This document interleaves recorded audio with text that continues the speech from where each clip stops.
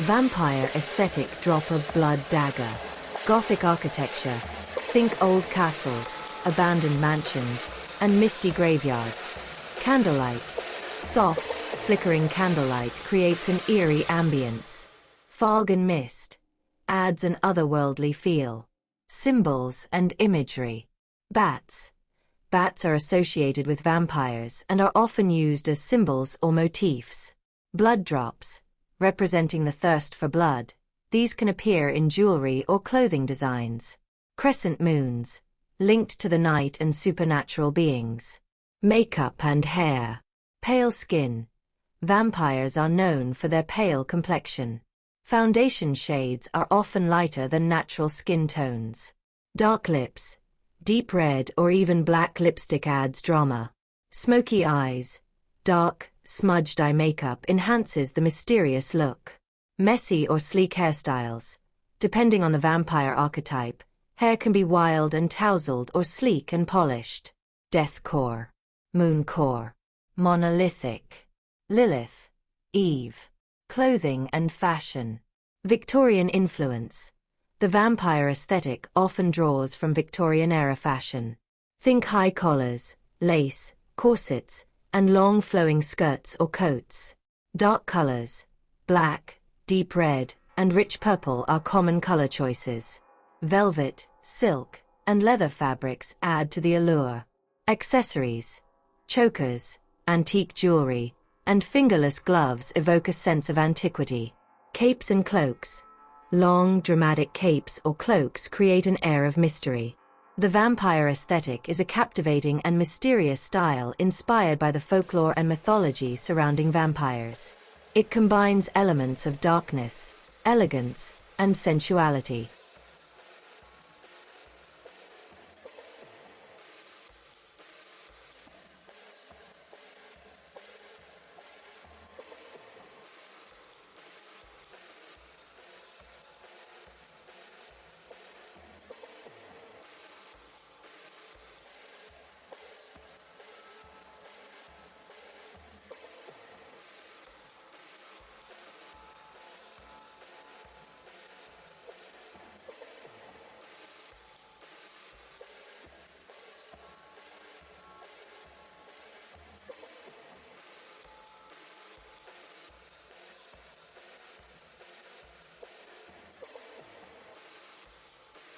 In Egyptian mythology, the snake symbol represented royalty and divinity.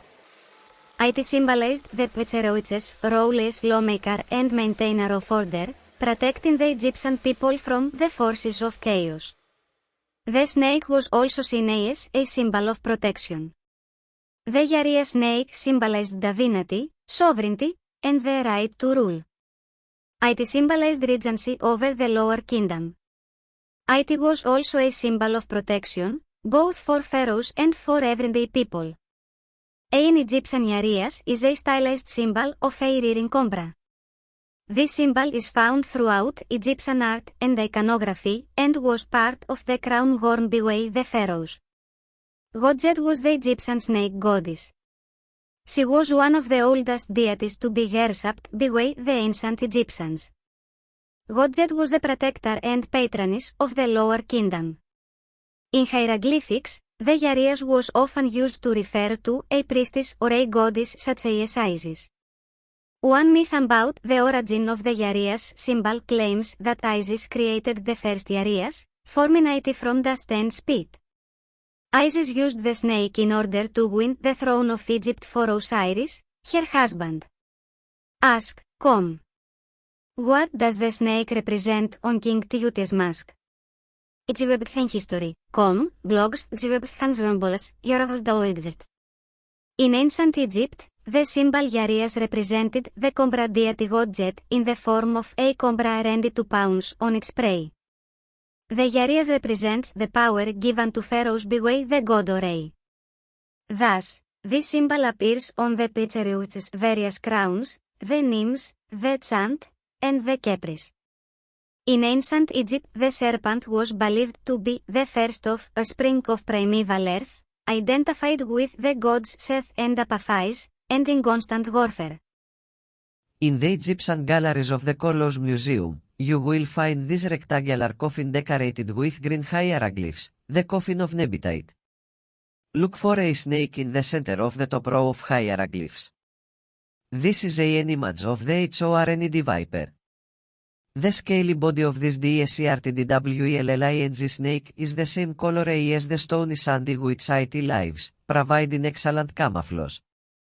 Sometimes it buries itself in the sun, leaving only its head exposed. Horned vipers move swiftly across the desert, big wide-side grinding, throwing their bodies forward in repeated curve movements. The movement of the snake across the sand makes a sound like a repeating letter F. Try to mimic the sound yourself. The Egyptians, close observers of the natural world, wrote the hieroglyph for the F sound in the form of the Horned viper, perhaps because they heard the same sound. Also in the galleries is this carved image of the head of a king wearing a cobra on his brow. This crown is called a Yarias, from the ancient Egyptian word Yaret, which means the one that rears up. Actual cobras can be up to 8 feet long, and when they sit upright and flare their neck ribs into a hood, they present a dramatic and threatening image appropriate for a king. A cobra's bites can kill, but the snake's fangs are not its only weapon. Cobras can also shoot streams of venom from glands behind their fangs up to 6.5 feet with astonishing accuracy. For ancient Egyptians, the image of the rearing cobra both protected the king and projected his power. Like all royal crowns, the Yarias was a gift to the pharaoh from the sun god Ore, and the rearing cobra often appears with a golden sun disk atop its head. Egyptian art is full of the snakes that inhabited the natural world, but the Egyptians also imagined fantastical snakes in the underworld. This twisting, turning image of a giant serpent, which looks almost like a maze, is on the of a coffin in the Egyptian galleries. This is Apophis, enemy of the sun god Ore. Apophis exists outside of the created world and to the Egyptians represented chaos. If Apophis can defeat the sun god as he journeys through the underworld each night and prevent the sun from rising, all of creation will collapse into nothingness. The uraeus is the representation of a cobra standing ready to pounce. This cobra is not just any cobra, it is Wadjet, the protective female cobra goddess of Lower Egypt, the northern half of Egypt. Wadjet is one of the forms that the right eye of Ra, the creator god of humanity, can take. Because of this link between this symbol and this region of Egypt, the symbol uraeus is worn by the pharaoh to show that he controls Lower Egypt. The ancient Egyptians utilized the serpent's methods of self-preservation and transformed it into a symbol of defense and conservation through violence and death. The image of the rising sun in the form of the scarab just above the snake attests to Ra's victory. Ra and his defenders attacked Apophis with sharp knives, reviving Ophidia, godly serpents in ancient Egyptian magic and mythology. One coffin in the collection, the coffin of Tanakh-Netahat or Tahat for short, is decorated with 198 different images of snakes. The uraeus is often depicted alongside Nekhbet, the protective goddess of Upper Egypt, the southern half of Egypt. With the two protectors, or two ladies on his royal crowns, a pharaoh proves that he is the ruler of both Upper and Lower Egypt, i.e., the ruler of unified ancient Egypt. Counterintuitively, it should be pointed out that Upper Egypt is located above Lower Egypt on a world map. On these pharaonic headdresses, the use of the uraeus was intended to show that the pharaoh was quite different from the other inhabitants of Egypt. Because the goddess Wadjet was the right eye of the god Ra, her presence above the eyes of a pharaoh served as an animal third eye and indicated that Ra was always at the pharaoh's side. We mainly find the uraeus on the headdresses in the shape of lions' manes of the pharaohs, the nemes. The nemes is the crown worn only for ceremonies in homage to the gods or for the most important funeral rites of the country. It is thus the nemes that is represented on the sarcophagi of the deceased pharaohs. Today, if we know well the uraeus symbol, it is due to Tutankhamun's famous alternating blue and gold nemes, because it is composed of bands of blue lapis lazuli and of solid gold, which has popularized the Egyptian uraeus. The second crown with the symbol uraeus is the war crown called kepresh. This crown has a much more military use than the nemes. It allows Egyptian troops to distinguish the pharaoh to better protect him and coordinate with him during battles, because of its blue color, not common on ancient battlefields. On this wreath, wadjet is arranged in a knot in front of the crown. Finally, we find the symbol uraeus on the skent, the crown of the daily life of Egyptian rulers.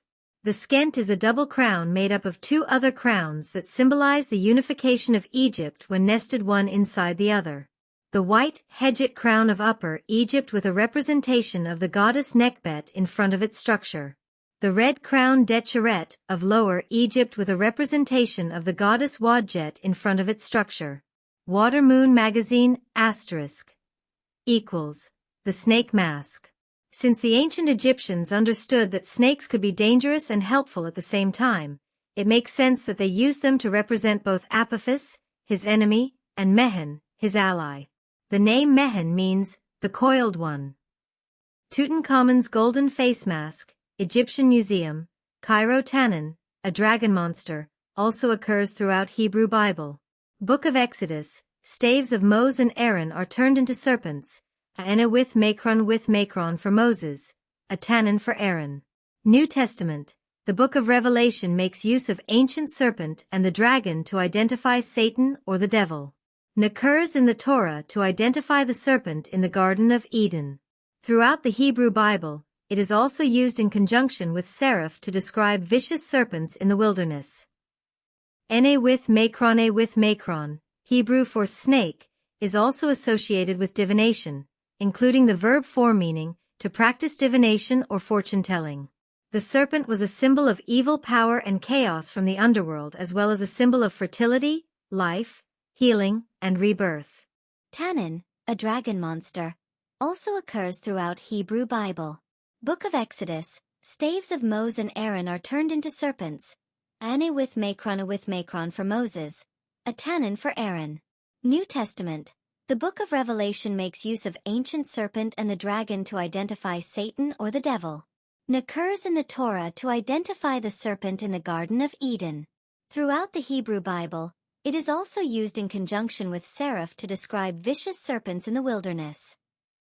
Ene with Macron, Hebrew for snake, is also associated with divination, including the verb form meaning, to practice divination or fortune-telling. The serpent was a symbol of evil power and chaos from the underworld as well as a symbol of fertility, life, healing, and rebirth.